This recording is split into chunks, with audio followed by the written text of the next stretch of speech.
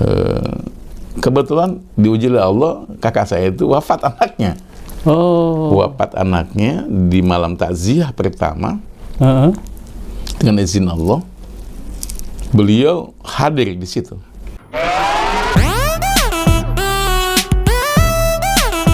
Saya jumpa secara fisik ya dengan beliau di tahun 1981.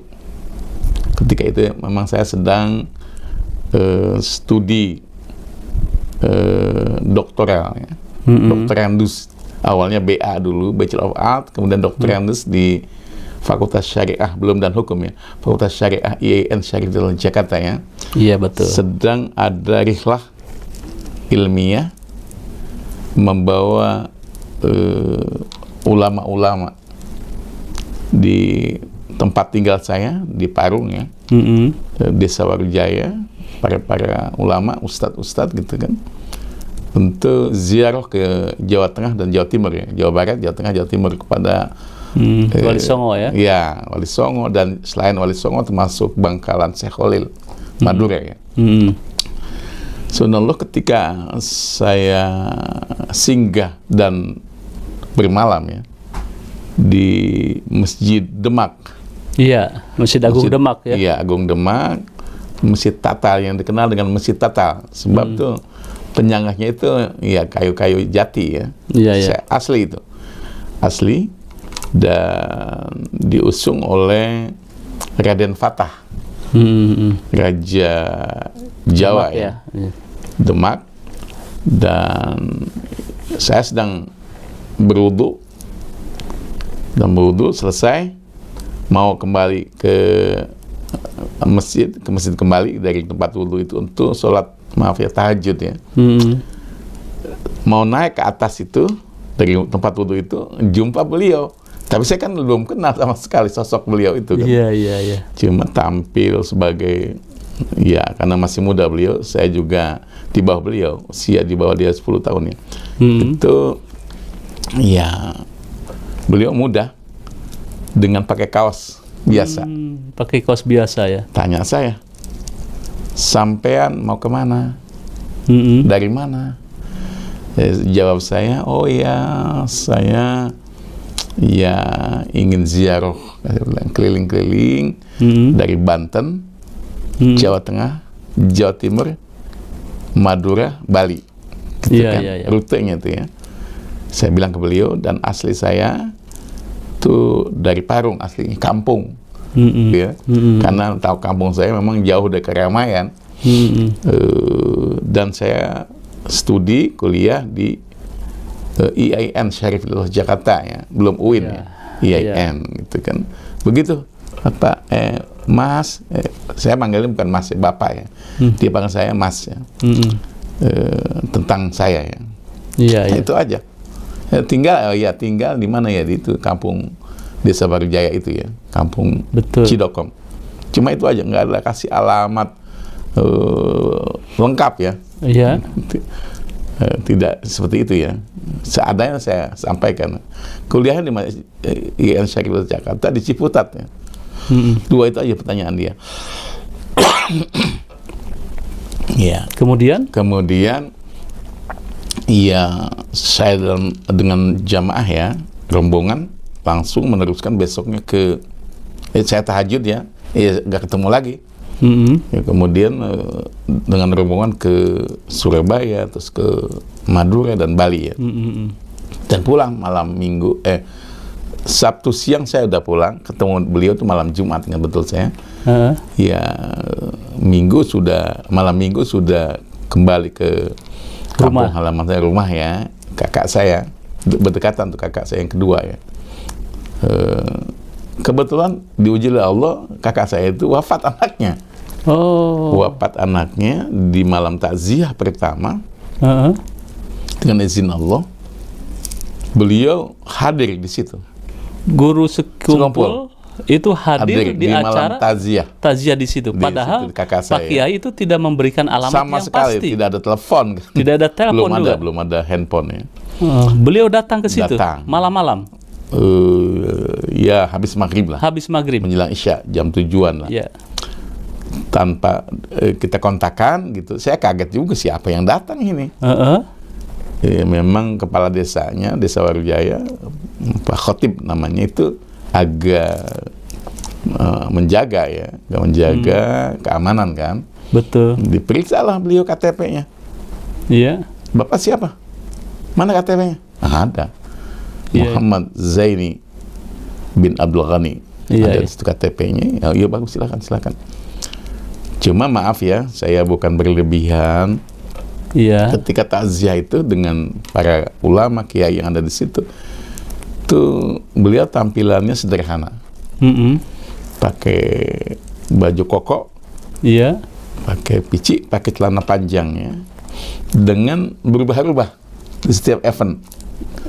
Masuk dia jam 7.30 sampai dengan kurang lebih jam 9 ya. Di situ malam di rumah. Jamaah akan pulang. Iya, betul. Jam pulang, beliau mau nginep kan, saya bawa memang. Sekalipun Kades dengan perangkatnya itu bersama murid-murid saya, santri ya, itu menjaga. Takut nanti ada apa dan seterusnya. Takut hal-hal yang yang tidak diduga ya. Ya gitu. Hingga alhamdulillah dengan izin Allah, saya lihat suasana nuansanya itu berubah-ubah. Nanti ganteng, nanti udah tua, nanti muda gitu ya. Pokoknya ya membingungkan semua yang melihat dia. Kan yang melihat bukan hanya saya kan.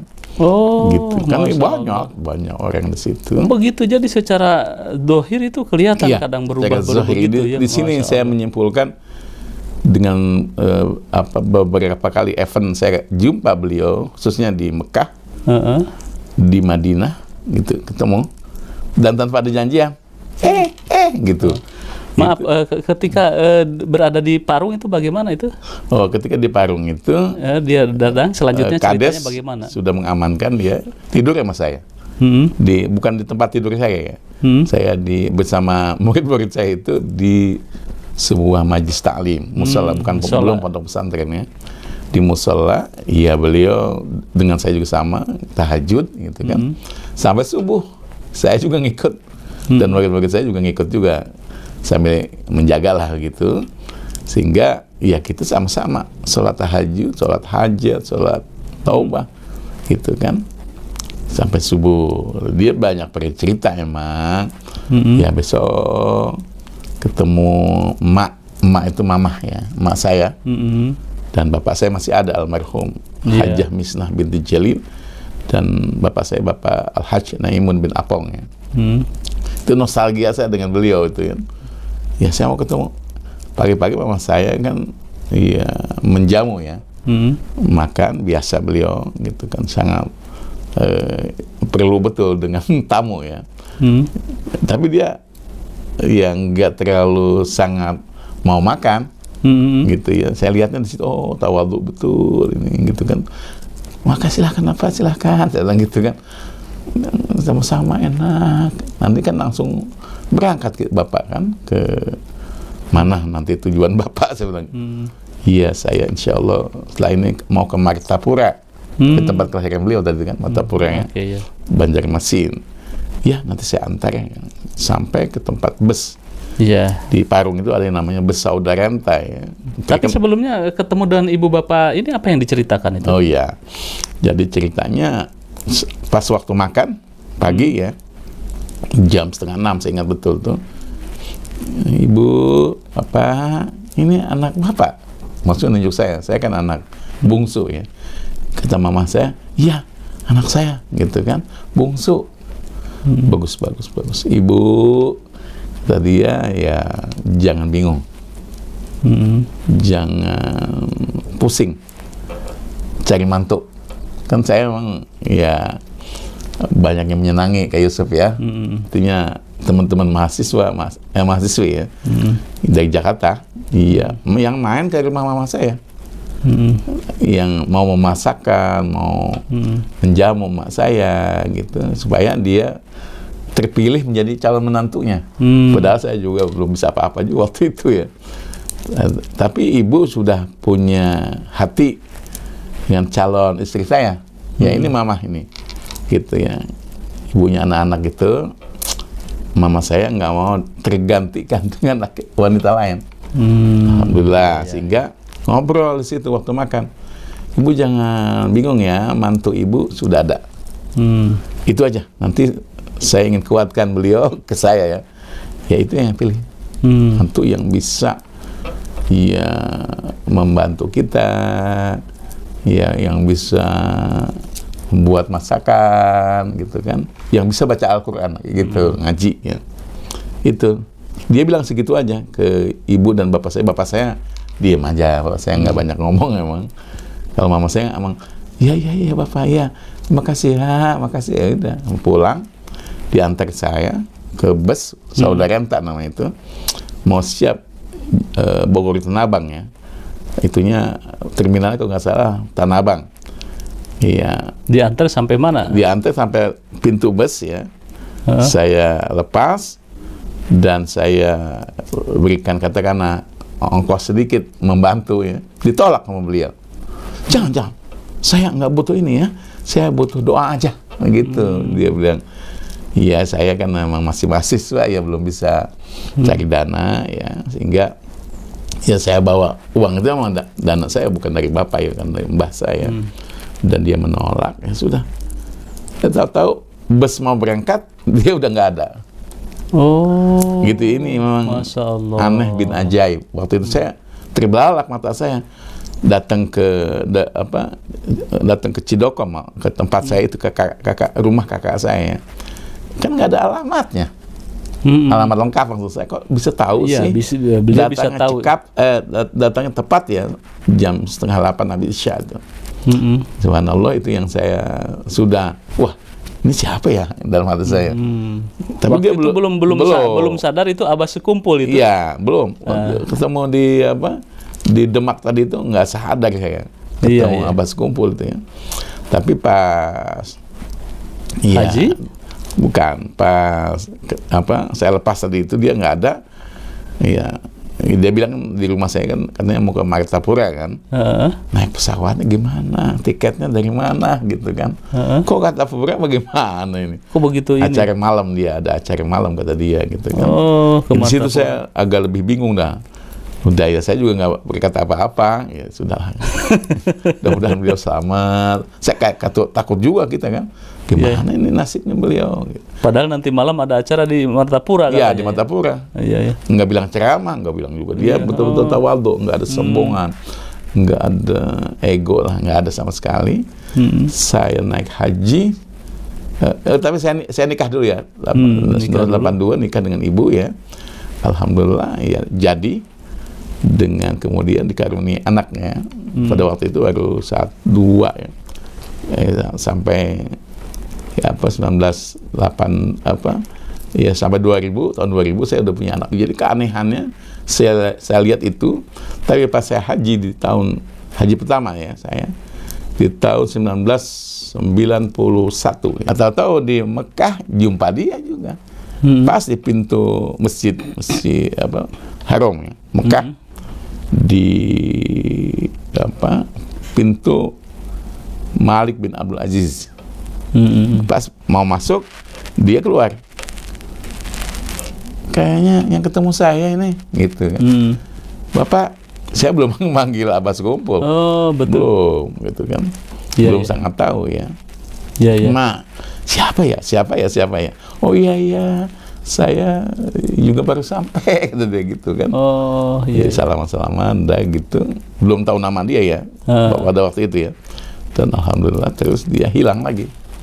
Gitu. Iya. Subhanallah, jadi beberapa event pertemuan di Mekah ya, di Madinah juga, jumpa dia dalam keadaan begitu ya. Dalam keadaan dia, ya nggak bilang-bilang ketemunya, tapi indah. Dan nggak lama-lama, tidak lama-lama kita bercerita gitu kan. Terus menghilang begitu. Menghilang ya. Oh, itu keanehan bagi saya sebagai pribadi saya. Iya. Kemudian setelah lanjutan bahwa beliau adalah Abah Guru Sekumpul, itu bagaimana? Ya itulah aneh bin ajaibnya lagi. Saya baru tahu, oh dia itu Abah Sekumpul setelah ya saya mengunjungi Martapura. Ada pertemuan. ulama di tahun Pertemuan Ulama Tingkat Nasional tahun 2007 itu baru tahunnya itu. Jadi saya diminta oleh Majelis Ulama Jawa Barat untuk berangkat ke Majelis Ulama Pusat di Martapura, Banjarmasin ya, mewakili Kabupaten Bogor ya. Sebagai ketua umum Majelis Ulama saya waktu itu, dan kita sampai ke sana di bandara sudah dijemput sama Pak Kapolres Banjarmasin dan stafnya. Nah, stafnya ini yang supir, saya ingat betul, itu adalah keponakan Abbas Kompol ya. Abah Ijai namanya, Muhammad Kiai Haji Muhammad Zaini bin Abdul Ghani. Dan besok pagi kata dia, sebelum ke acaranya kan sebetulnya malam ya pembukaannya itu ziarah ke Abbas Kompol. Nah, yang cerita awal itu si ponakannya, ini Abbas Kompol makamnya gitu kan ya. Saya dibawa langsung kan sama ibu sini, sama anak saya baru nikah yang ketiga ya, Ahmad Sofan Fauzi dan istrinya itu. Ya sudah sana ya, sangat ramai makamnya itu harian ya, tiap hari begitu, yang penuh dengan yang berziarah ya. Jadi baru tahu saya, oh iya, yang ketemu saya di Demak dan ke rumah kasih nasihat ke ibu saya, ke saya gitu kan, tentang jodoh saya, yang bagi ibu saya memang taruhan nih, mantunya yang bungsu ini, yang mesti yang sejalan dengan beliau gitu kan, yang sayang sama saya si bungsu gitu kan. Dan alhamdulillah menjadi kenyataan. Baru kebayang saya, oh yang subuh-subuh cerita ini ya, yang menghilang waktu naik bus mau pulang ke Martapura gitu kan, di Parung itu, waktu yang ketemu di Masjid Haram Mekah dan juga Madinah. Oh ini beliau ya. Kesimpulan saya, beliau sangat tawadhu, tidak ada kesombongan sebagai ulama, sebagai kiai ataupun apapun nama wali. Bisa saja disebut beliau itu wali di Sekumpul, di Martapura dikenal beliau wali ya, karena beliau bisa tidak kelihatan, tentu ada gitu. Saya juga berkata begitu ya, maaf ya. Iya. Pak Kiai waktu itu melihat fotonya atau bagaimana di makamnya, bahwa ini guru Sekumpul? Iya, foto ada. Oh, foto di makam. Biasanya kan di makam itu kan ada foto, kemudian pas datang ke sana pakai mengenang, oh ini bahwa ini, yang namanya guru Sekumpul. Oh, baru di situ nangis. Saya nangis karena memang semua penziarah itu khusyuk ya. Baca Al-Quran. Saya dekat beliau memang. Makamnya itu dibawa sama keponakannya itu, bisa bebas saya masuk ke ruangan dekat makam itu khusus. Ada pengalaman spiritual di situ ketika berziarah di situ? Iya, jelas dan tetap bahwa hidayah itu dari Allah ya, petunjuk. So kita connect dengan beliau, dan kehadiran kita di situ betul-betul saya merasa dipertemukan oleh Allah Subhanahu wa ta'ala dengan Abbas Kompol almarhum ya.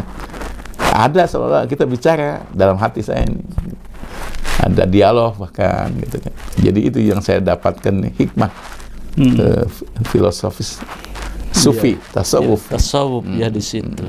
Ya pemirsa, Pak Kiai ini adalah profesor doktor, tentu selalu ilmiah sesuai fakta dan realitas kehidupan. Tetapi di dalam hal ini ketemu dengan Abbas Kompol, Pak Kiai ini ya diperlihatkan hal-hal yang ya Allah, yang luar biasa gitu luar kan. Biasa, itu memang sangat luar biasa. Ketemu di Demak, kenapa jadi di sana? Saya membawa istri dan anak, kan produk dia memberikan nasihat pada waktu subuh kepada ibu saya dan bapak saya. Iya, Masya Allah. Konon kabarnya juga Abbas Kompol itu bisa mengislamkan non-muslim dalam mimpinya.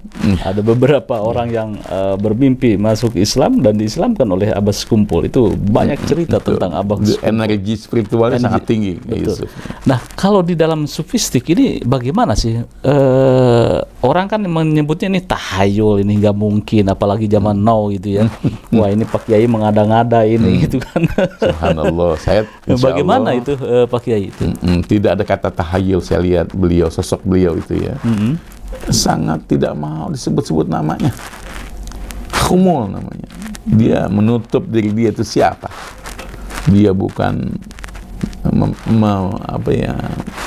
ya katakanlah sosok beliau itu di depan semua jamaah yang datang pada malam itu ya nggak ada apa-apanya. Iya, gitu kan, bukan orang yang wajib disanjung dan seterusnya. Padahal orang sangat hebat gitu ya. Pada waliullah di situ. Itu yang saya lihat ya. Jadi ketawaduan ini yang sangat luar biasa. Tidak ingin dipuja-puji begitu kedatangannya. Waduh, luar biasa itu dan seterusnya. Dan cerita sama saya juga, baik ketemu di Mekah atau Madinah, ya tidak ada yang sangat-sangat ngomong yang jangan sombong, ya memang ya. Selalu begitu gitu. Iya, di setiap event ketemu di Madinah jangan dan Mekah. Tak kabur begitu. Iya. Dan saya walaupun belum kenal dia itu Abah Sekumpul, beliau itu Abah Sekumpul, saya mengiyakan. Dan memang itu. Betul. Jiwa saya jiwa yang kayak model begitu. Pak Kiai, apa dulu nggak pernah sempat berkenalan Bapak siapa namanya atau siapa? Nggak sempat itu. Nggak sempat. Masya Allah. Sudah sempat. Sampai beliau wafat, tapi kayaknya connect kita. Saya ke beliau, beliau ke saya. Jadi jumpa di Mekah kan sudah banyak orang kan. Yang haji itu di pintu masjid lagi. Yang pertama awal, tapi yang kedua dan Madinah itu saya sudah langsung ketemu, langsung duduk, tapi dianya menghilang. Oh begitu gitu. Jadi sempat bertegur sapa juga begitu. Ya, itu tadi cerita tentang jangan sombong. Gitu ya. Jangan. Sampai di Mekah pun Pak Kiai nggak menanyakan siapa Anda gitu kan ya, namanya siapa, Bapak dari mana gitu. Iya betul. Saya cuma ingat yang ketemu di Demak di tempat wudhu di kolam ya. Masya Allah, inilah perjumpaan orang-orang soleh, orang-orang sufi gitu. Saya nangis waktu ziarah itu ya. Iya, ya Allah, saya dosa ya Allah. Masya Allah. Saya tidak menyuguhi beliau waktu di Parung gitu ya. Betul. Ada orang hebat beliau. Waliullah. Gitu. Tidak ada kesombongan sama sekali di wajah beliau itu. Yang ada tulus, ikhlas. Iya. Itu kayak Yusuf. Iya betul.